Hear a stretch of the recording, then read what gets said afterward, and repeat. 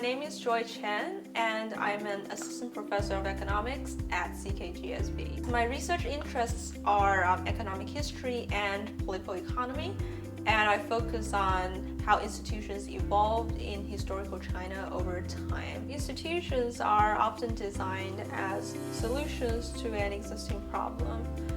We can think of feudalism as an imperfect solution to the problem of governing a sizable country. The ruler needs to delegate a lot of powers and responsibilities to his governors so that this whole country can fall under his rule. In historical bureaucracies and modern firms, especially large firms, they both have sort of a bureaucratic hierarchy where you have like different layers of officials with clear chains of command and everything. A naturally important question for these organizations would be, well, what kind of tasks should I delegate to which person?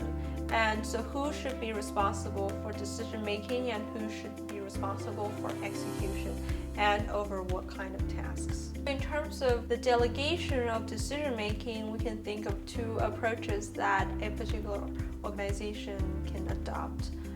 The first approach would be sort of a more centralized approach. In contrast, a more decentralized approach is where a lot of decision making can be done without involving the headquarters, without involving the superiors. The decentralized approach has a lot of advantages. For example, it's faster and also it involves less distortion of information. These advantages are particularly good for times of crisis and uncertainty.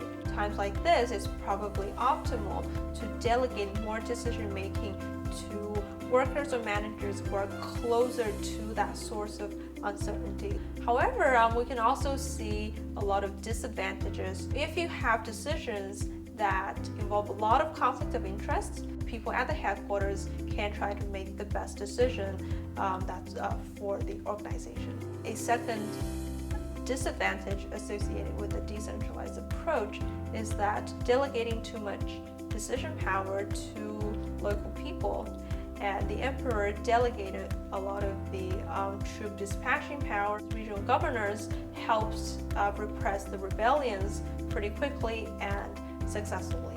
But afterwards, the emperor would enter into another crisis where he would have to combat these unruly governors who have newly acquired powers to raise armies, to dispatch armies, and so on.